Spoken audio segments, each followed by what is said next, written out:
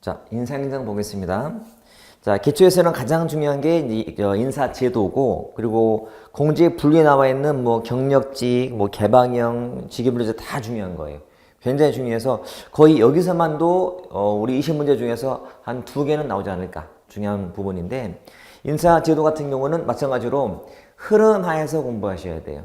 단독의 특징도 있지만 이게 왜 나오는지가 앞에 있는 인사랑 비교되기 때문에. 그래서 첫 번째 할 것이 역관주의, 그리고 실적주의, 그리고 적극적 인사 형성, 그리고 요 대표 관료제. 요 또 4가지는 연결해서 보셔야 돼요. 그러니까 앞에 인사의 한계 때문에 나온 게 요거니까 다 넓은 힘의 적극적 인사 형성에 포함되어 있는 것이 요 대표 관료제이니까 요 속에 포함되긴 한데, 얘가 단독 시험은 더 많이 나와요. 얘는 크게는 안 중요해 일단. 그래서 그러면 얘가 나온 배경은 뭐의 폐해 때문에 나왔다. 요것 때문에, 실적주의 폐해 때문에. 늘 비교하시라는 거. 나머지는 이제 직업공무원이라는 단어가 나오고, 직업공무원제, 그리고 고위공무원단 제도예요. 자, 각각 특징을 익히면 돼요. 이거는 굉장히 이론적인 거고, 이러면 법령 문제 같은 현실에 되게 많이 쓰고 있는 거라서 뭐 제도가 바뀌거나 하게 되면 바로 나올 만한 게 요거예요. 그래서 사실 이 부분은 제가 행정학 중에서 별 5개를 치는 게 몇 개 안 되는데 5개를 주는 그런 분야예요. 그만큼 꼭 나오니까요. 그래서 단체가 다 중요하기 때문에 이것도 이제 비교한다면 이 둘을 비교하는 거예요. 비교할 때. 그리고 얘가 나오더라도 얘랑 비교하는 거예요. 비교할 때 이렇게 단독 따로, 그다음에 이것도 따로 공부하시면 돼. 물론 한 그 문제 속에 복합으로 나오겠지. 하지만 주로 비교하는 게 정해져 있다. 이렇게 보고 정리하시면 돼. 중앙인사기관은 유형 보시면 돼. 유형이라는 것은 뭐 독립합의냐, 비독립 단독이냐, 그렇게 이해되죠? 독립합의형, 비독립 단독형 보시면 되고. 자, 경력, 특수경직, 이것도 분류를 하는 거잖아요. 자, 경력직, 그 다음에 특수 경력직에서 여기에 다시 일반직, 특정직, 정무직, 그 다음에 별정직. 이렇게 일반직, 특정직, 정무직, 별정직에 어떤 사례가 있는가를 잘 정리하시면 돼요. 그냥 기본적인 문제라서 또 안 하면 틀리니까 해두시면 되고요. 인사청문회는 이제 7급용이에요. 왜냐면 인사청문회 법은 헌법에 나와는 부서법에 포함된 거라서 9급은 잘 언급은 안 되고 주로 나온 게 7급이니까. 이것도 넓게는 법률 문제예요. 자, 개방형 폐쇄형은 기본 특징을 보시면 돼. 개방형. 그래서 개방형의 그 내용의 많은 부분이 또 요 고위 공무원단 제도에 포함되어 있거든요. 여기 고위공무원단 이루는 구성이 여기서 사람 쓸 때 개방형 직위로 20%, 공모 직위로 30%, 기관 자율로 50%, 비율이 20, 30, 50인데 여기 내나 그 내용이기도 해요. 그리고 이제 기본 문제는 개방형의 장단점 나올 거예요. 거기에 곧 폐쇄형의 단장점이 될 거고 정리하면 되고, 더 중요한 것은 밑에 계급제, 직위분류제예요. 자, 둘 다 거의 세트예요. 그래서 늘 비교하시고 장단점은 2개 완전 뒤층이에요. 자, 그리고 별도로의 중요도는 직위분류제가 있다. 직위분류제. 자, 직위분류제는 쓰는 개념도 아셔야 돼. 그게 뭐야? 뭐 직위가 뭔지, 직급이 뭔지, 뭐 직렬이 뭔지, 직군이 뭔지, 직류가 뭔지, 등급이 뭔지를 다 개념상 구분하시고, 제가 강의 때 암기하는 법을 다 해놨어요. 그거 익혀서 해주시면 돼요. 그리고 절차가 있는데 뭐 계획을 짜서 담당자를 정한 다음에 직무를 조사하고 직무를 분석을 하고 직무를 평가한 다음에 직급 명세서 만들어서 전급하는데, 그 조사, 분석, 평가의 내용, 특히 분석에서 나오는 결과는 직무의 종류 정한다. 직렬, 직군 등. 그리고 직무 평가에서는 정하는 것이 등급, 직급이다.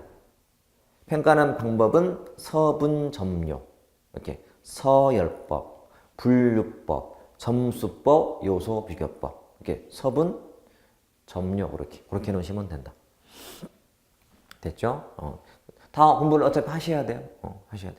워낙 중요해서 무조건 해두시고, 이제 그 평가만 따로 나오는데 요즘에는 이 직무 평가 방법인 서분, 점요 이게 굉장히 많이 나오고 있다. 9급에서 특히나. 그래서 안 하면 틀리고 해도 제가 알려드린 대로 암기 안 하면 못 써먹어요. 그래서 서분, 점요. 좀 저는 여러분이 기본 공부가 돼 있다는 전제하에 정리하는 의미도 있고 목차 정도를 제시해서 하는 거니까 말했듯이 공부를 한 사람이 정리할 때 도움이 많이 될 거고 공부를 이제 막 하려고 할 때 이런 게 중요한 거야? 듣고 하면 훨씬 더 공부할 때 집중이 될 거다 그 말이지. 서분 끊어서 점요, 서분, 점요. 위가 비계량, 밑에가 계량. 그리고 분점, 이거는 절대평가, 서요, 상대평가. 이렇게. 이거 꼭 필요한 거예요. 이것만 활용만 잘 하시면 문제는 100% 풀리게 되어 있다. 임용 과정인데, 임용은 크게는 이제 모집해서 시험 본 다음에 채용하는 과정인데, 시험의 효용성이 제일 중요해요. 시험의 효용성. 모집에 나오는 요건은 사실 크게는 안 중요하고요. 안 중요하고, 나온다 하더라도 이제, 우리가 알고 있는 상식으로 풀 수 있는 거. 예를 들어서, 공무원의 시험 상한선이 폐지가 됐죠. 하한선은 유지가 되고 있고. 그치? 그 다음에 거주지 같은 것도 시도 지역 모집은 두고 있지만 국가직은 뭐 따로는 없는 게 원칙이고 이렇게 우리가 아는 거. 제대 군인한테 주었던 가산점 지금은 없고 다 아는 거라서 그냥 풀 수 있어요. 근데 시험은 종류도 있지만 종류는 거의 안 나오고 효용성을 보는데 효용성이라는 것은 뭐예요? 타당성, 신뢰성, 객관도, 난이도, 실용성 비교하는 거고 제일 포인트는 타당성이에요. 자, 효용성이 되게 많은데 그중에서 타당성을 좀 보자. 기준, 타당성, 내용, 타당성, 구성, 타당성. 정말 저는 보여. 여러분, 시험 출제하는 사람과 제 마음은 똑같을 거예요. 그러니까 나오는 게 똑같아. 그래서 저도 늘 출제해서 서울시에도 제공하고 막 하지만 보면 다 비슷하게 마음이 생겨요. 그러니까 실제 시험에서 나오는 문제들이 내가 보면서 또 흐뭇해하는 이유가 그래 내가 많이 출제해서 연습을 시킨 문제구나 늘 보면 공감하거든. 그래서 예측이 돼요. 이것도 그래서 나온다면 그게 나올 거다. 그거 정리하시면 되고. 자, 배치를 전환시킨다 또는 전환 배치라고 하는데 이거는 이제 수평적 이동의 한 종류예요. 한 내용이에요. 우리가 그 임용할 때도 내부 임용이 있는데 내부 임용도 수평 수직이 있단 말이에요. 수평적 이동이 전직, 전보, 파견 근무. 그러니까 동일 등급 내에서 움직이는 거예요. 이게 배치를 바꾸는 거죠. 배치, 전환 또는 전환 배치라고 불러요. 이제 수직은 강임이나 승진이 있는 거고 그 중에서 요 배치 전환의 특징이 종종 나올 때가 있다는 거죠. 그 정도 머릿속에 있으셔야 돼. 그러니까 임용 중에도 내부 임용이 있는데 근데 크게는 외부 내부겠지. 이렇게 외부 임용, 내부 임용해 놓고 외부에는 공채, 경채란 경력 경쟁청인데 이 영상은 특채, 과거의 특채라고 보시면 돼. 요 내부 임용에 있는 것이 수평, 수직이 있다. 이게 배치 전환. 이게 이제 승진 강임 등이 있다. 그래서 요 정도 내용을 좀 알고 있으면 된다. 나머지 15인데 이런 15는 임용 중에 나오는 거예요. 이런 15의 가장 큰 특징은 신분이 보장이 안 된다는 거예요. 그게 제일 중요해요. 15. 그러니까 신분 보장이 안 되기 때문에 여러분 6급 이하는 6개월간 15를 해야 돼요. 그러면 6개월 뒤에 발령이 안 났네? 그 말은 잘린 거예요. 면직이 된 거지. 정규 공무원 같은 신분은 보장이 안 되지만 면직이 되면 소송 제기는 돼요.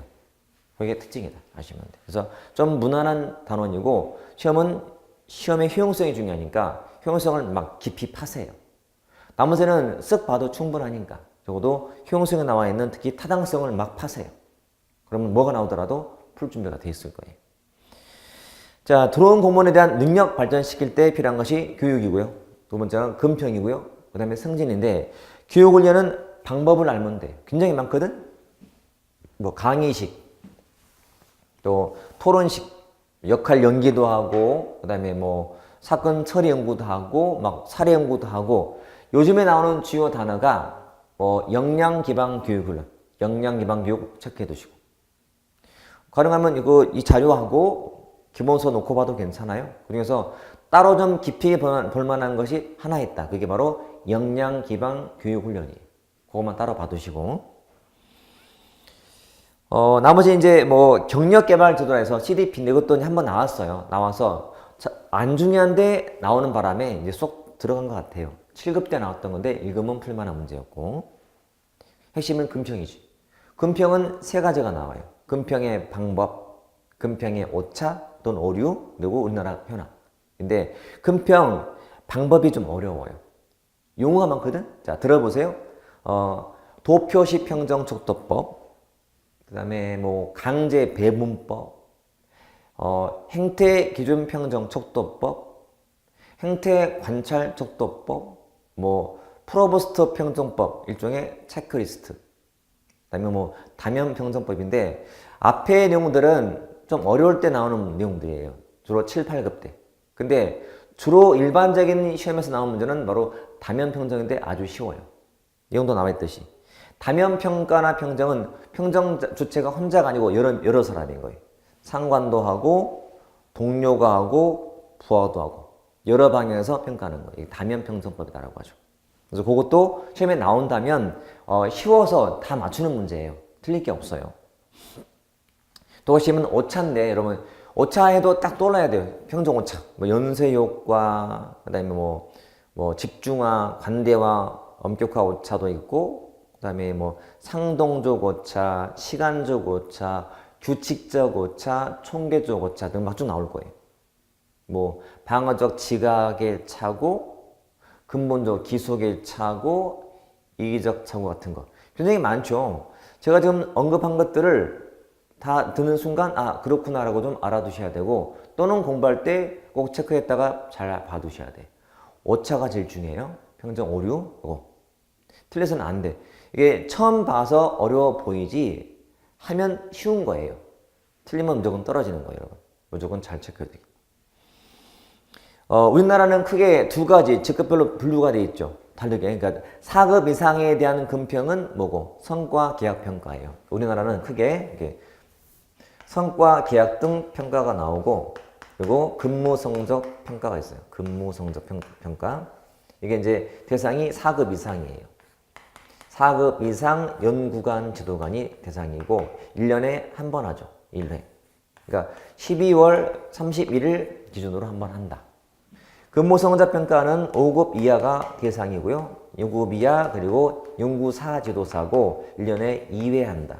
상반년. 6월 말 12월 말 기준으로 1년에 2번 한다. 정기평가 기준으로. 이렇게. 가장 기본적인 틀이거든. 그러니까 직급별로 평정법이 다르거나 횟수가 다르거나 이렇게를 아시면 돼요. 둘 다 뭐 면담을 한다거나 평정 결과를 공개하는 것은 공통점이고. 금평은 말했듯이 금평 기법을 어렵게 낼 수 있기 때문에 기법을 좀 시간만 읽어서 쓰는 말들을 좀 잘 숙지해 두셔야 돼. 뭐 중요 사건 기록법, 근무 태만 기록법 어려운 말은 아니거든. 태만한 기록들, 뭐 무단 결근, 지각 횟수 이런 것들 이게 근무 태만을 기록하는 거예요. 등등. 용어가 이제 영어 번역하는 과정에 딱딱하고 어려워 보일 뿐이지 사실은 하다 보면 그렇게 하는 것도 아니에요. 그러니까 우리는 낯선 거하고 어려운 것은 다른 거니까. 낯선 것이지 어려운 건 아니란 말이죠. 읽으면 금방 나와요. 승진 같은 경우는 이제 잘은 안 나오는데 승진은 보통의 기준이 가장 기본이야. 승진 기준. 기준에는 뭐가 있어요? 경력이 있고 실적이 있어요.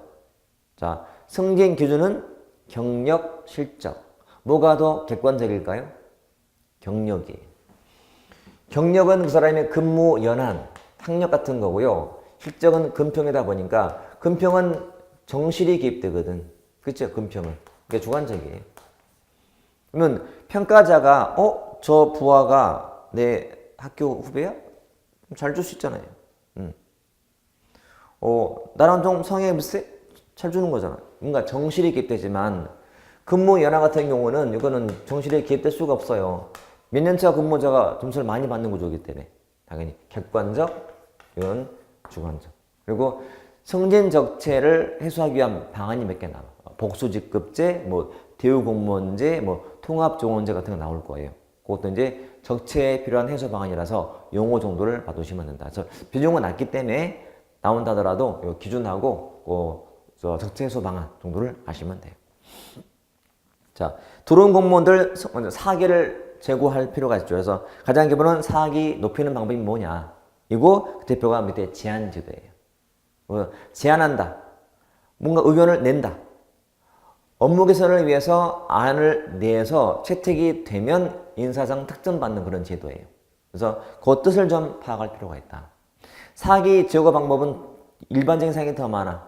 사기를 높일 때 보수, 고충 처리, 그 무조건 개선해주면 되잖아요. 그치? 근데 가장 대표가 제한제도로 보시면 되고.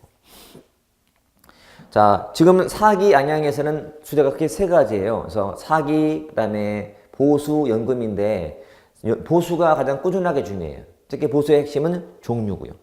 뭐 결정 기준과 곡선은 뭐 큰 의미는 없어요. 특히 이제 보수 체계가 있는데 그게 이제 크게는 기본급, 부가급 출발하는 거예요. 그러니까 제가 수업 때 가장 먼저 강조하는 것이 자, 보수 그러면 그게 기본급, 부가급 돼 있다. 기본급하고 부가급. 요 기본급이 소위 말하는 봉급이고 이게 봉급이고 이게 수당이에요. 이게 더해서 보수가 되는 거예요. 그 말은 보수하고 봉급은 동의어가 아님을 주의할 것. 이 기본급 종류가 많다는 거지. 생활급, 뭐 근속급, 뭐 직무급, 성과급, 직능급, 자격급 등이 나올 거예요. 다 달라요. 개념을 구분하는 게 중요하고. 부가급인 수당은 워낙 종류가 많아서 직무수당, 뭐 근무의 수당 되게 많지만 시험에 나온 적은 거의 없어요. 이렇게 돼 있다. 그래서 여기 있는 기본급의 유형을 좀 잘 보죠. 이게 보수 체계거든, 체계.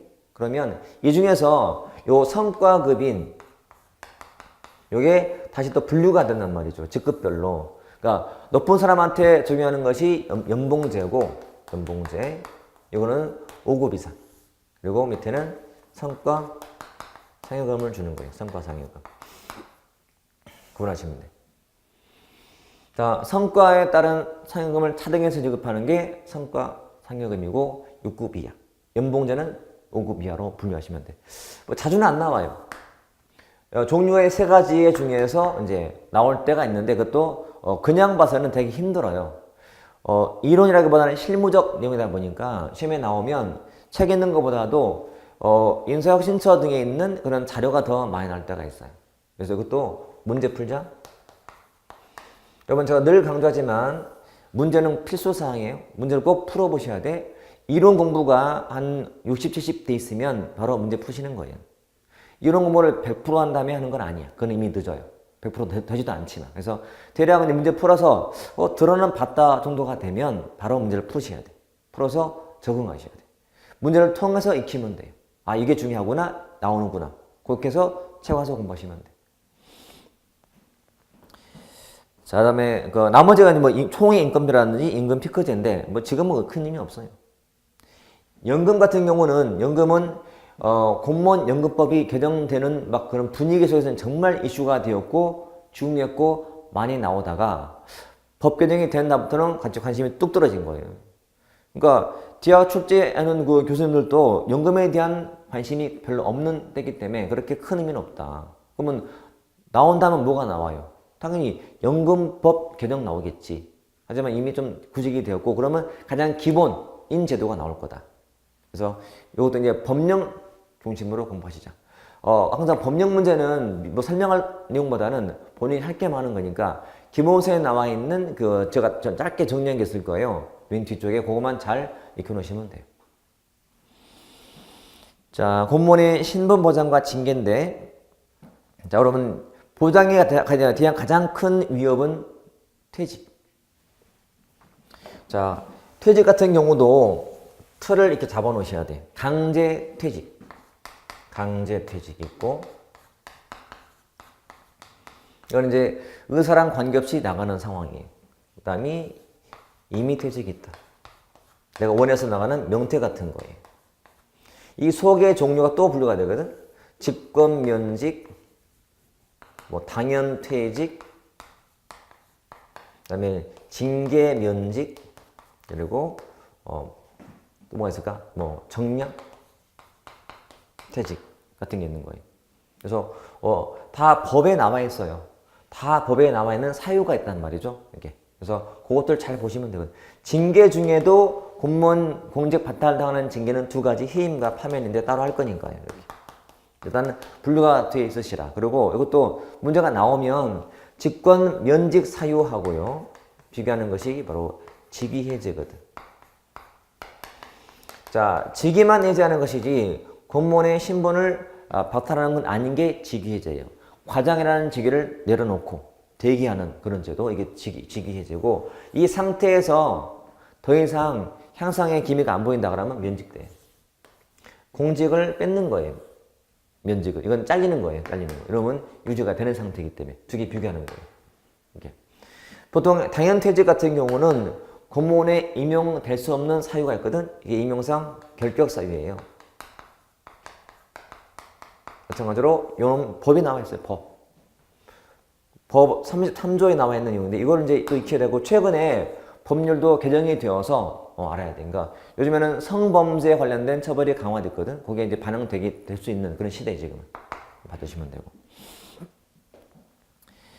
그 다음에 이제 윤리 같은 것은요, 법률 공부하는 거야. 법. 윤리는 자율적인 게 있고, 그 다음에 강제가 있는데, 강제라는 거 법의 의미고요. 법도 보면 되게 많아 보여도 사실은 단순해요. 가장 기본, 자, 국가공무원법이 있어요. 여기는 공무원이 지켜야 될 13대 의무가 있다. 13대 의무. 이거를 이제 익혀놓으셔야 되고, 이거는 해놓으시면 면접할 때 큰 도움 될 거야. 면접할 때. 의무. 그리고 자, 공직자 윤리법. 공직자 윤리법이 있어요.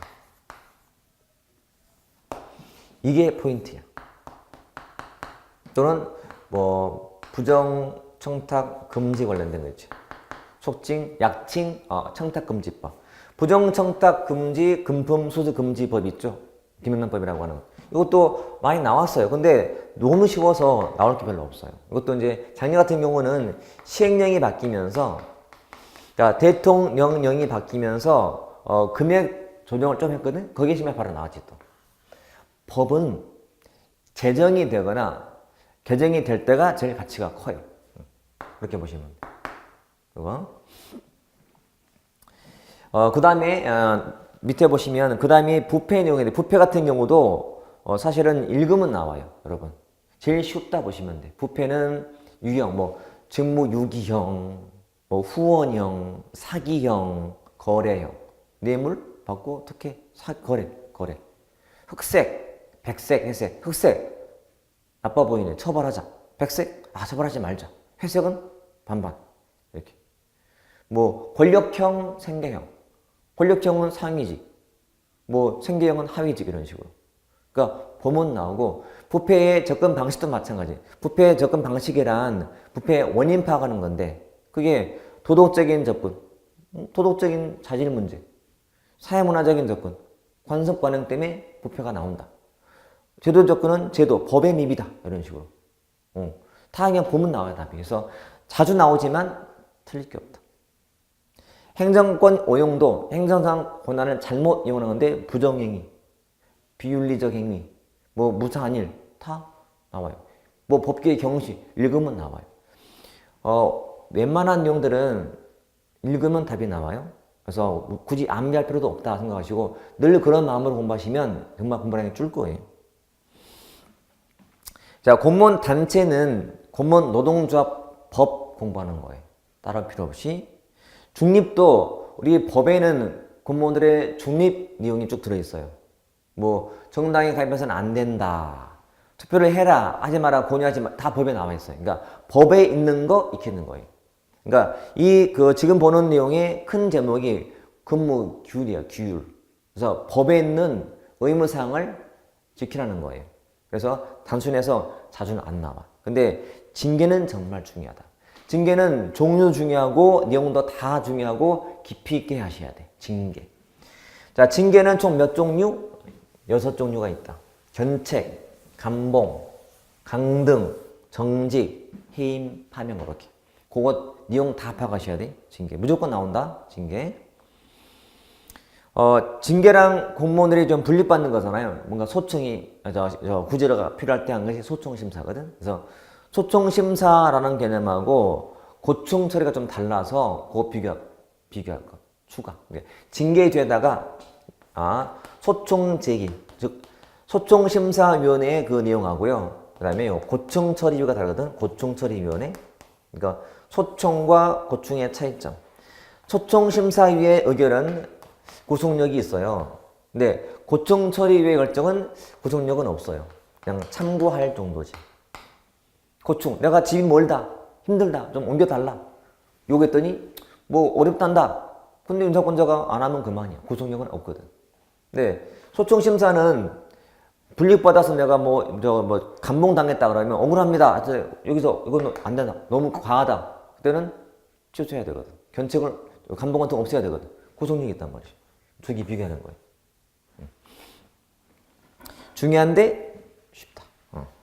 재명정 엄청 중요하죠. 어렵기도 하고. 자, 기초에서는요, 먼저 예산의 기능부터 보시면 돼. 기능을 먼저 구분하자. 정치, 법, 행정, 경제. 행정 또 분류가 돼. 통제, 관리, 기획, 감축. 경제가 또 두 사람이 나와. 머스그레이브, 케인스. 이렇게 분류. 그 통제와 관계된 것이 바로, 그러니까 행정 기능의 통제에 관계된 것이 민주주의예요. 제정 민주주의. 용관에서 보시면 되고, 이수성 파생된 거 여러분 내용상, 그러니까 본류가 있고 파생이 있다면, 지류가 있다면 이거는 지류야, 지류. 파생된 내용인데, 예산의 의, 개념 같은 거, 예산의 기능인데, 요 기능이 다시 분류가 됐잖아요. 이렇게 정치, 법, 행정, 경제. 행정 내용에 나오고, 이게 다 이제 나중에 이게 본류인데, 플러스 파생된 것이 희소성 문제. 이거는 좀 어렵거나 좀 흔한 문제는 아니기 때문에 책에는 정리가 잘 됐지만 이걸 그냥 봐서는 늦어. 공부할 때가 되게 시간이 많이 걸려. 문제 풀자. 문제를 풀면 감이 팍 올 거야. 뭐가 시험에 나오는지.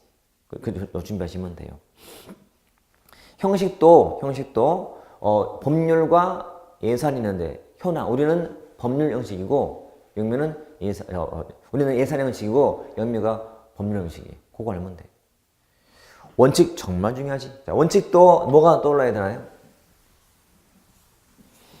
자, 예산의 원칙은 전통과 현대로 분류가 돼서 첫 번째는 둘을 비교하는 문제가 나와요.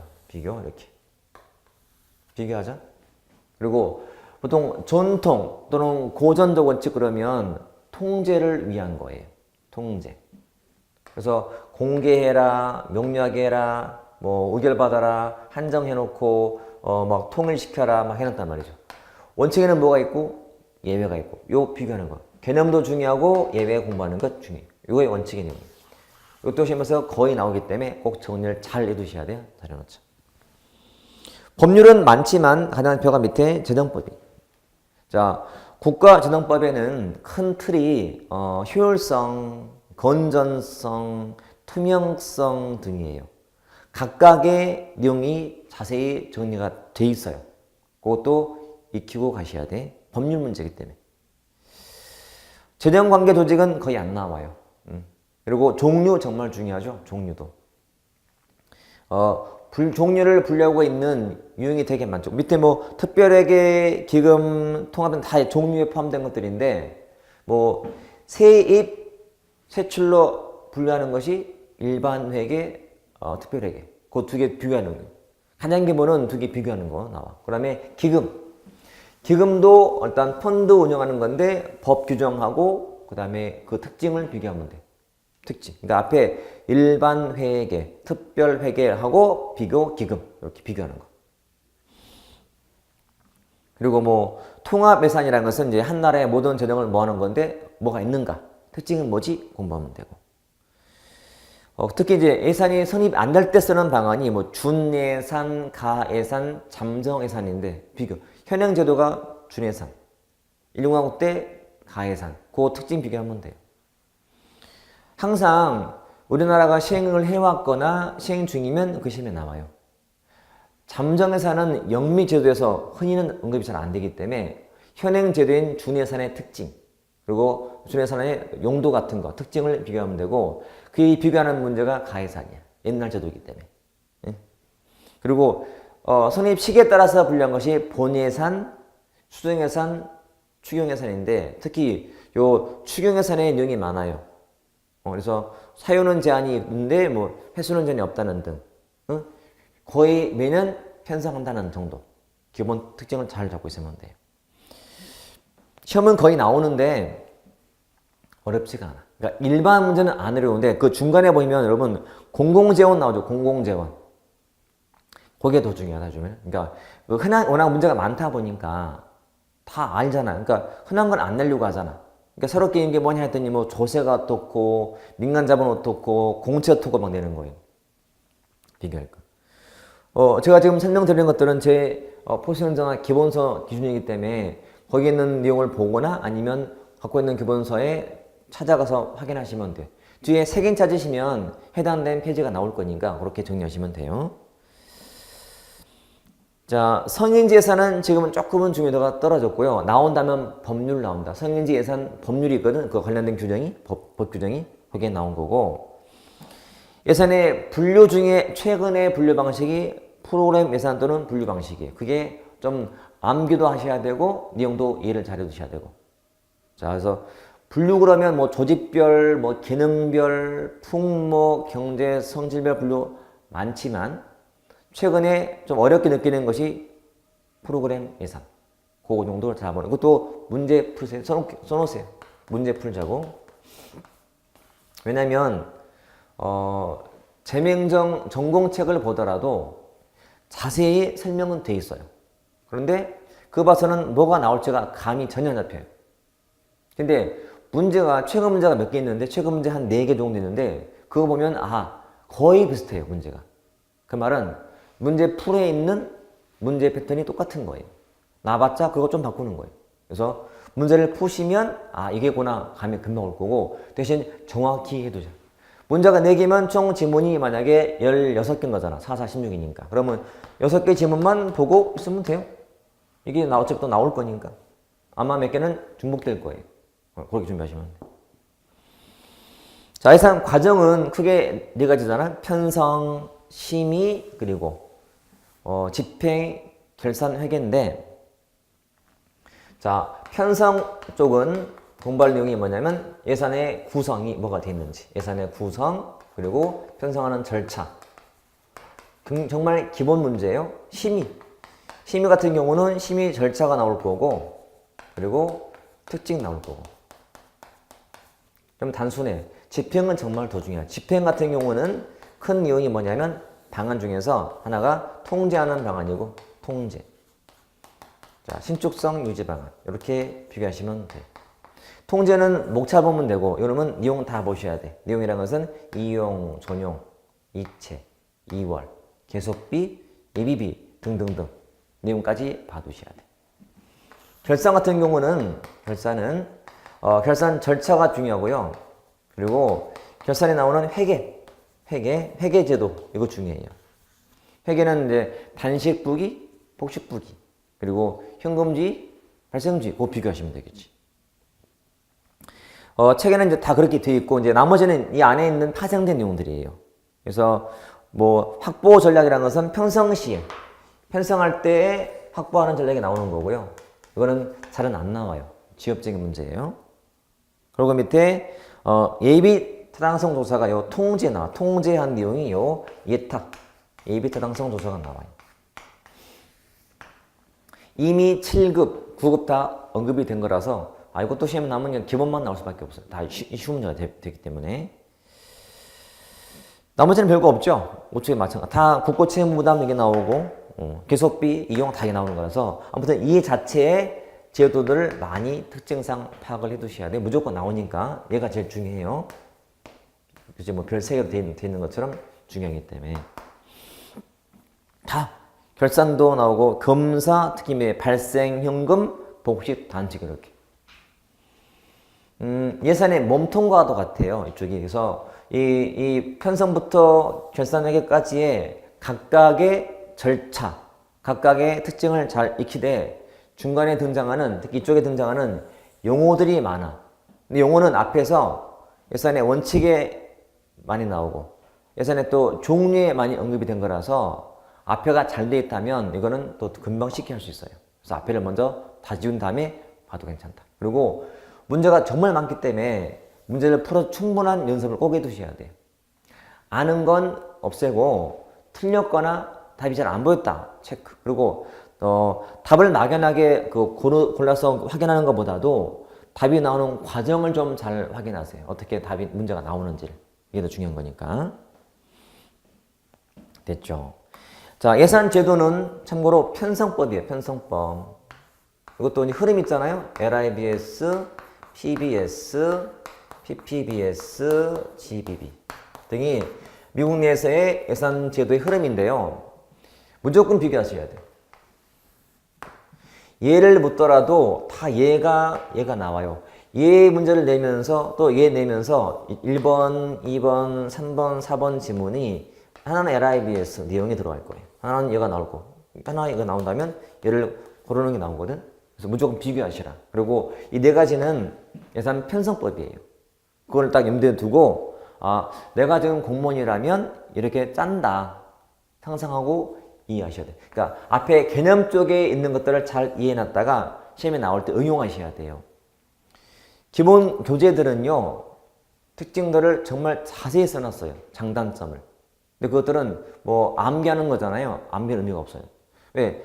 나올 때마다 문장이 바뀌니까요. 그래서 이것들도 문제를 활용하는 것은 내가 파악했던 편성법을 문제 풀면서 이해해 보는 거지. 그러면 돼요. 그리고 보면 알 건데 문제가 뭐지? 잘 모르는데 알고 봤더니 요놈의 특징인 거예요. 그러면 틀린 거예요. 얘를 묻는데 얘를 집어넣어놔. 얘는 잘 몰랐는데 얘인 건 확실해. 그럼 얘가 틀린 거예요. 이런 문제가 더 대부분이에요. 반드시 비교하셔라. 비교. 다 그런 식이. 그리고 이제 뒤에 나오는 결과 지향 예산 제도 같은 경우는 현재 우리가 도입하고 있는 예산 방식인데 그게 총액 대본 자율 편성인 탑다운식이거든. 그게 또 가끔 나와요. 그러니까 나라마다 결과 지향적인 예산 제도가 되게 많아요. 많은데 대표가 얘거든. 우리나라는 얘거든. 이렇게 보시면 돼. 됐죠? 자, 밑에 전자정보 관련된 문제는 총 3파트가 있어요. 지식행정, 행정정보와 지식행정, 두뇌정보 3가지인데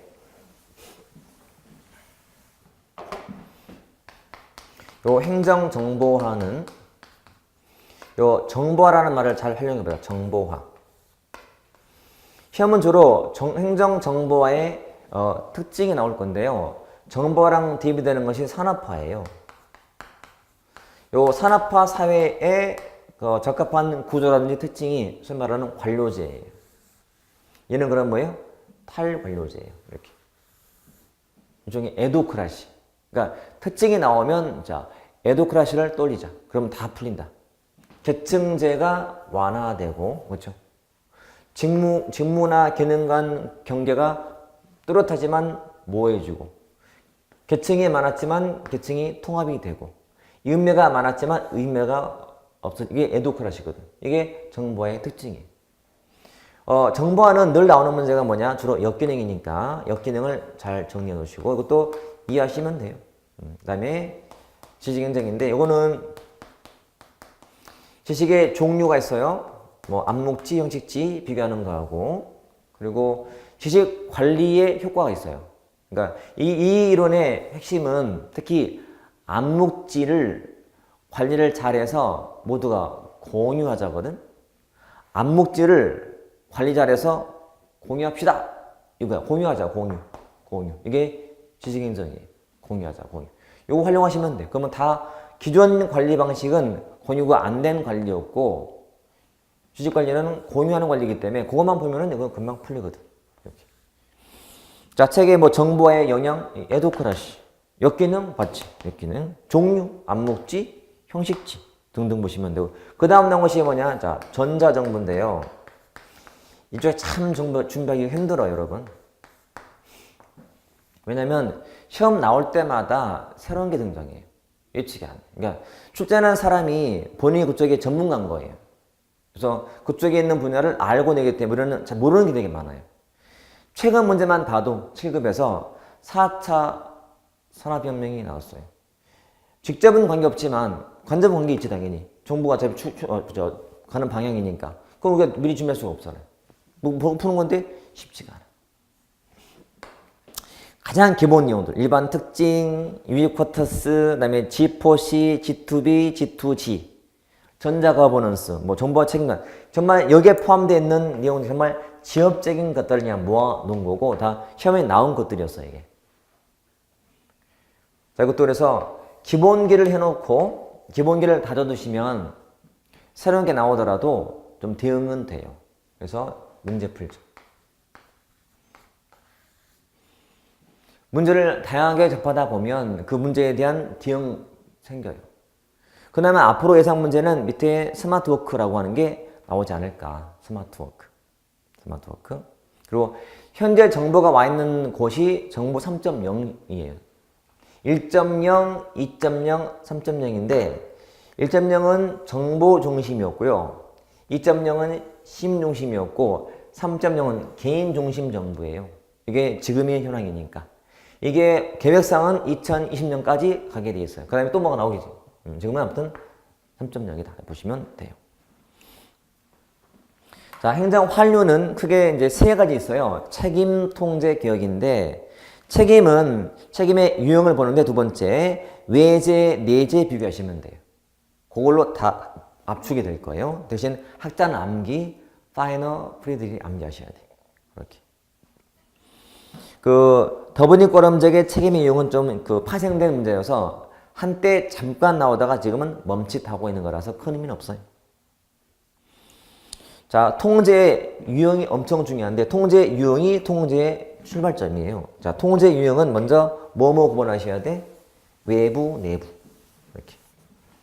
그래서 이렇게 외부 통제, 내부 통제를 먼저 비교하시고 이 속에 다시 공식, 비공식.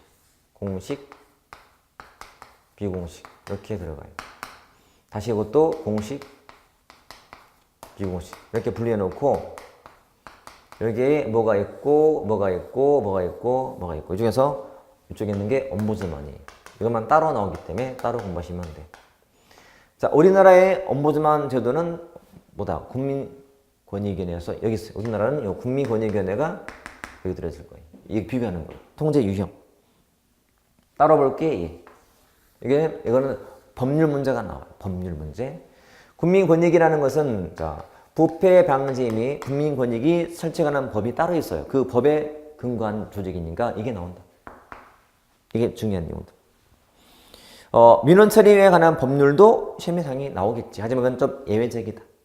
민원, 뭐 복합 민원, 뭐 다수인 관련 민원, 법정 민원 등 막 나올 거예요. 개념상 파악하시면 되고. 자, 우측에 개혁은 특징. 그 책에 있는 특징은 여러분 공부할 때 그 반대말을 염두에 두세요. 반대말. 정치성, 뭐 비정치성. 동태적, 정태적. 생태, 비생태 이런 식으로. 계속, 단속, 일시 이런 식으로. 그 반대말을 보시면 되고 접근방식이 가장 기본적인 문제 패턴인데 워낙 고전적인 문제 이용해서 자주는 안 나와요. 접근하는 방법. 구조. 기술연합 과정, 행태, 바꾸는 방법. 이렇게. 저항의 원인, 그리고 극복 방안은 강공규, 강제, 공리, 규범. 늘 극복 방안은 어떤 저항이 반대가 있다. 방법 딱 세 가지. 강공규, 강제, 공리, 규범. 비교해서 공부하시면 되고요. 자, 국가들의 개혁 사례 같은 경우는 특히 영국하고 미국을 써놓으세요. 자, OECD 국가들의 개혁에서는 다 필요 없고 영국하고 미국 간의 개혁의 비교. 이렇게 사례. 이게 당연히 내용이 많지만 특히 미국 대표가 NPR이기 때문에 NPR 그래서 국가 성과팀, 팀에 관련된 사례 알면 돼요. 그리고 플러스 이제 BSC. 요거 이게 요즘에는 많이 나오고 있다. 단순히 이놈은 공부하는 출발점이 뭐냐면 비재무와 요 재무를 비교를 한 다음에 재무와 비재무 해볼게요. 재무와 비재무, 재무적 관점, 비재무 관점에서 여기에 재무, 여기에 비재무의 고객, 내부 과정, 학습과 성장해 놓고 각각의 특징을 잘 정리하시면 돼요. 무조건 균형임을 염두에 두고 공부할 것. 균형임을. 자, 이게 이제 환류에서 필요한 거고, 의외로 환류 문제가 모든 출제자들은 기본적으로 파트별로 다 할당이 돼 있어요. 문제가 기준은 나와 있다. 기준. 그래서 이쪽은 내긴 내야 돼. 뭐 낼 건데 가장 중요한 게 통제. 먼저 고려할 것이 통제고, 그 다음은 개혁을 내. 개혁을 내는데 그냥 수십 년간 있던 개혁의 내용은 의미가 없어. 근데 요즘에 좀 강조하는 것이 비스시야. 또는 성과 지표 같은 거. 그거 잘 보시면 돼. 그게 최고 문제거든. 최고 문제. 그 성과 지표도 그냥 책만 봐서는 이게 잘 느낌이 안 와요. 그러니까 투입 지표, 산출 지표, 뭐 성과 지표, 영향 지표인데 이거를 꼭 적용해 보셔야 돼. 뭘로 통해서? 문제 통해서. 그래서 문제를 풀면은 좀 더 파악이 될 거예요. 자, 마지막 지방행정 같은 경우는 사실은 한 80%는 법률이고요. 나머지가 이론이에요. 이쪽은 사실은 지방자치 쪽이 중요한데 제가 가장 강조하고 싶은 것은 제일 뒤에 있는 단원이잖아요. 그러니까 잘 안 보는 사람들이 많아.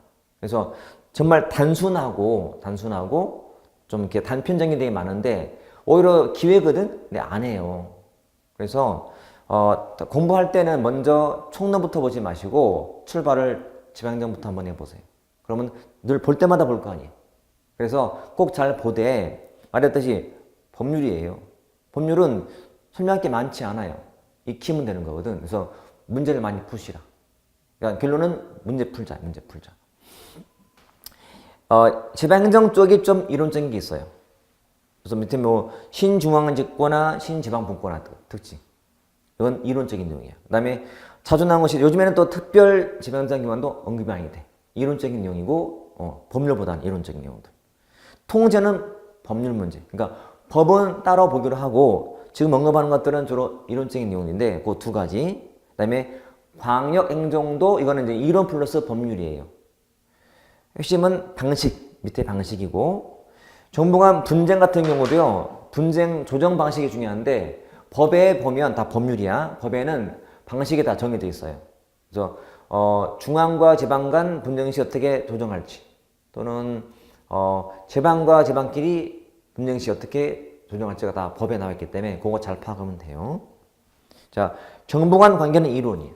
특히 라이트의 정부 간 관계를 공부하자. 라이트가 분리하고 있는 관계는 세 가지예요. 분리권위형, 포괄권위형, 중첩권위형. 분리. 중앙과 지방이 이게 분리가 된 관계, 대등한 관계죠. 그 다음에 포괄, 종속관계고 중첩관계. 가장 이상적이에요. 이렇게. 요 세 가지를 바탕으로 보시면 되고 나머지 학자들은 이거를 약간 모방했을 뿐이에요. 그러니까 중심이 라이트 거라서 라이트의 관계만 잘 보시면 돼요.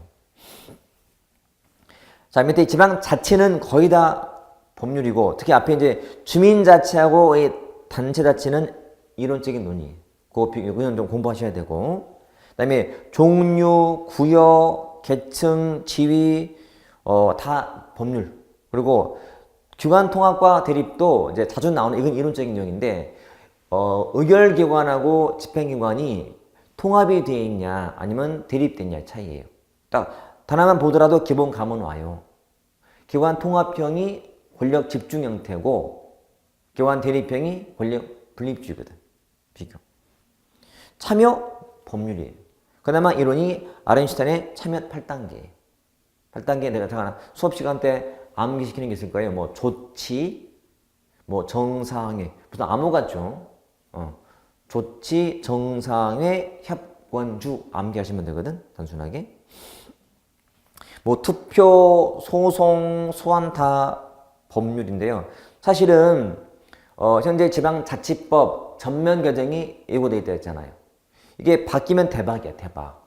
정말 노다지거든, 노다지. 근데 다행히 국가직은 이게 아직은 법이 개정이 안 돼서 나올 수가 없지 기존대로 나올 거예요.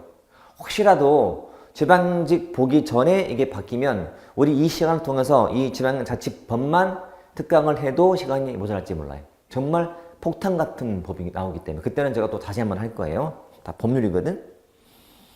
3회 종류, 뭐 지방세, 원칙 다 법률이에요. 법률. 원칙은 잘 아니지만 밑에 종류, 뭐 세외 수입 다 그냥 법에 규정되어 있는 거예요. 보조금 다 마찬가지고.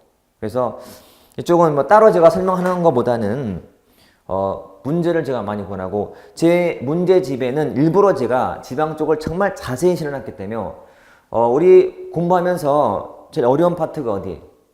딱 두 개 꼽아보세요. 세 개. 정책, 재무, 지방이지. 그래서 제가 일부러 제 기출문제집에는 그 부분을 정말 많이 할당해놨어요. 연습 충분히 하시라고. 그래서 공부하는 분들이 너무 이렇게 이론에도 하다 보면은 양도 되게 많아 보이거든, 지방행정이. 많은 데다가 법령도 많고 내용도 많다 보니 되게 버거워해서 하다가 그냥 멈출 때가 많아요. 그래서 우리 공들여면서 제공하는 그 강의 특강 잘 들으시고 나중에 꼭 문제를 풀어보셔야 돼. 강의 듣고 문제 풀고 강의 듣고 문제 풀어서 이 주제를 좀 잘 다져가시면 이 부분이 아마 더 쉬워질 거예요. 그래서 제가 지금 하고 싶은 말은 나중에 지방 쪽을 먼저 공부하시라. 먼저 공부하시되 이론 듣고 이론 한 60, 70%. 우리 여기서 제공하는 강의만 잘 들으셔도 다 커버가 될 거예요. 기본 내용은. 들은 다음에 꼭 문제 푸세요. 풀어서 정리하시면 될 것 같아요. 제가 이번에 처음으로 테마 관련된 공부 주요 내용이라든지 공부 방법을 한번 해봤는데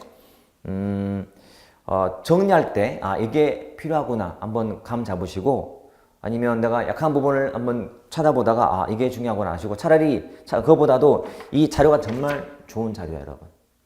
보통 공부할 때 내가 뭘 해야 되지 모를 때가 많잖아요. 여기 있는 이 테마들이 실제로 출제하는 사람들이 참고하는 테마예요. 내가 출제위원이야. 딱 보다가 뭐 내지? 지방교부세 내볼까? 지방교부세. 또는 정보 책임관 내볼까? 이게 중요한 주제예요. 한번 비교해보세요, 여러분. 여러분이 앞으로 볼 그 문제 있잖아요. 모의고사 기출문제 같은 거 보면 이 주제가 다 이렇게 나올 거예요. 문제 푸시면서 한번 이렇게 체크해보세요. 다음 중 NPM의 내용이다. 틀린 거 형광색 쳐보세요. NPM이 들어있거든? 뭐 조정 교부금 한번 쳐보세요. 다 나올거든, 이게. 이런 식으로. 이런 게 나오는구나. 그래서 본인이 공부하면서 체크하시라고요. 이거는 출력을 몇 개 해서 내가 아는 것 삭제, 아는 것들을 이제 삭제 해가면 나중에 내가 할 게 얼마큼 남았구나가 파악이 될 거예요. 그렇게 활용 잘 하시면 돼요. 그러니까 제가 지금 했던 이 특강 내용보다도 그게 더 중요할지 몰라요. 그러니까 활용만 잘 하시면 좋은 도구니까 여러분이 알아서 하시면 되겠지. 자, 다음 시간에 또 다른 특강 주제로 여러분 만나 뵙겠습니다. 네, 수고했습니다.